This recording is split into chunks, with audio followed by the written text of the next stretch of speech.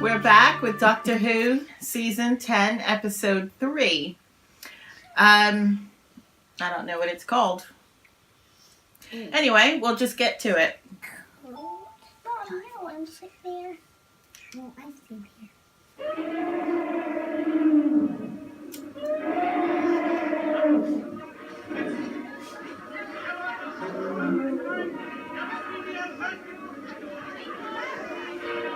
Okay, I have questions.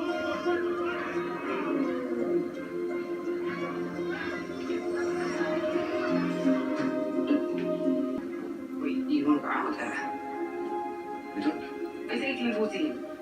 Melanin. Yes. Slavery is still totally a thing. Yes, it is. Won't it be like dangerous out there? Definitely dangerous. So how do we stay out of trouble? Well, I'm on my best to ask.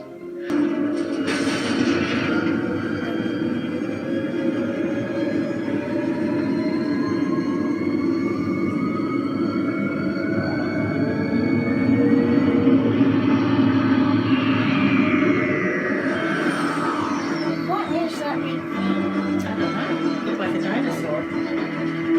Mom, it's not a dinosaur. It looked like it. I don't know. Crocodile. What are they doing? Doesn't anyone notice the TARDIS? Your species hardly notices anything.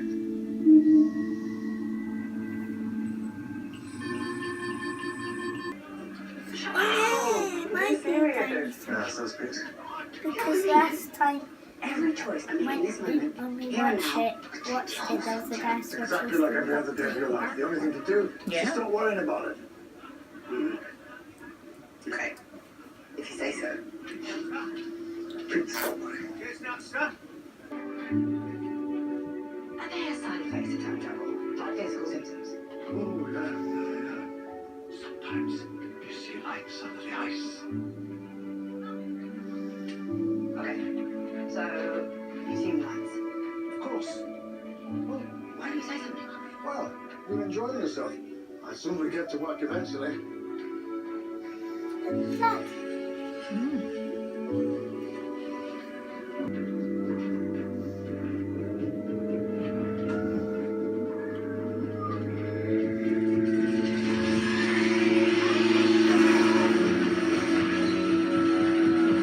That what happened to it? Are these lights electric or Fell through the ice. Organic lights.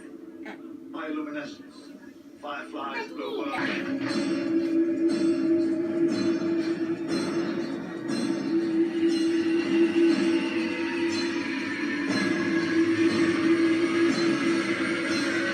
Get the screwdriver. Never mind the boy. Get the screwdriver. Let me get the heat.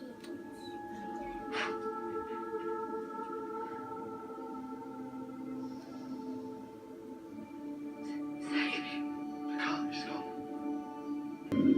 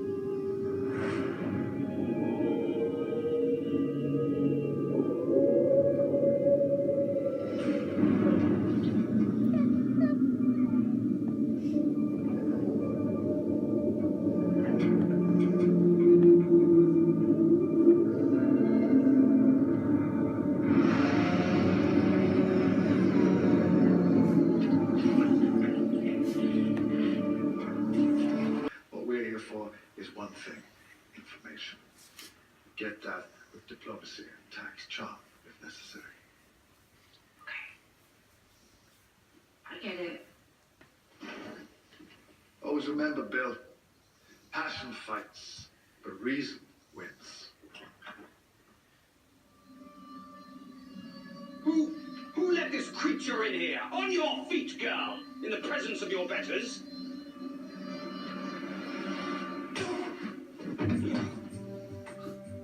He's human. 31 years of age. Low in iron. Yeah, that was pretty convincing resident for an extraterrestrial. I thought exactly.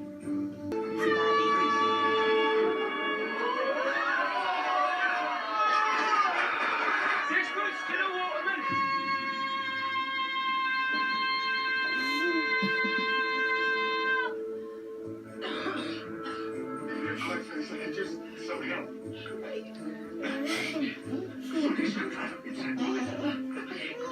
That sounds like you, always shouting. Yeah, she shouted. She shouted no. Said help. I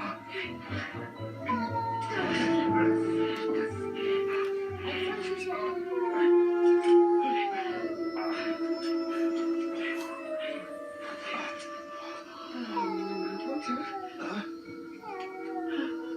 George did a fine thing. Leave me alone. What's about that for a new idea? Who else to be reassembled, didn't I? Looking. What's that about? No one's going to open the door just because you're knocking. Oh, you're cocky now, are you? Why? What do you think you know? what is it? Don't know. What's he told you? Because, yeah, he may have a little friend now, and yeah, he may be a little bit distracted, but I tell you something, I'm still here. And as long as I'm still here, you are going nowhere. Hi guys, and I'm really excited because that was a superb episode. We loved that. There was a bit of laughs, there was a bit of seriousness as Bill grappled with the idea of people dying, the consequences of that, the doctor's reaction to that, all brilliant stuff. So we're so happy after what we felt was a big slump from episode 2 of the series. So we're feeling great about this. In Thin Ice reminded me of, I think it was Deep Breath. Is that the first episode that we were introduced to Capaldi? I believe it was. That was, although the time periods are different, I suppose Thin Ice is Regency London, Deep Breath was Victorian London, but it was the Thames. It was a creature somewhere, you know, in the Thames. There was that random dinosaur, which we initially thought that's what was under the ice in the Thames. We thought it was a dinosaur, but it turned out to be a weird eel fish thing. It's a time period I adore. I really loved how Bill's first reaction to being in Regency London was like, hello, melanated.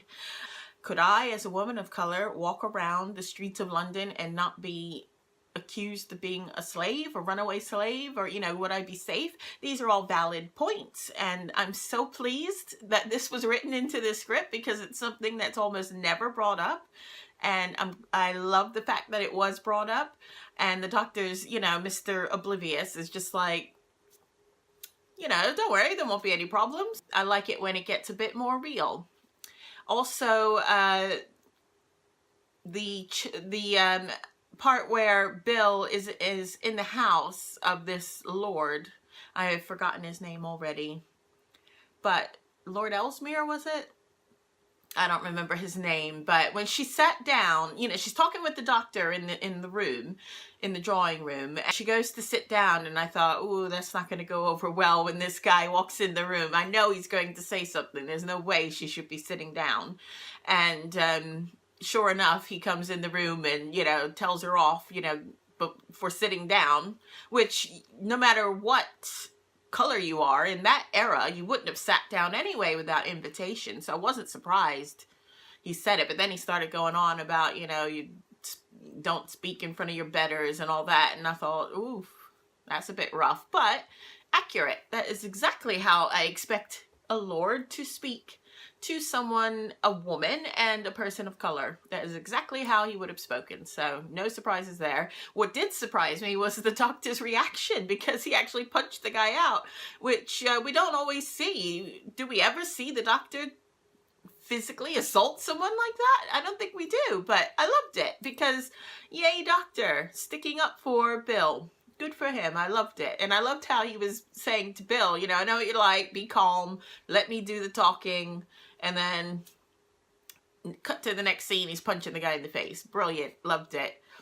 The part where the child falls through the ice and essentially dies, and Bill's reaction was so on point. I liked that they took a moment for Bill to be like, you know, this is not normal to witness a person dying and carrying on as if nothing's happened. And the doctor saying, we have to carry on.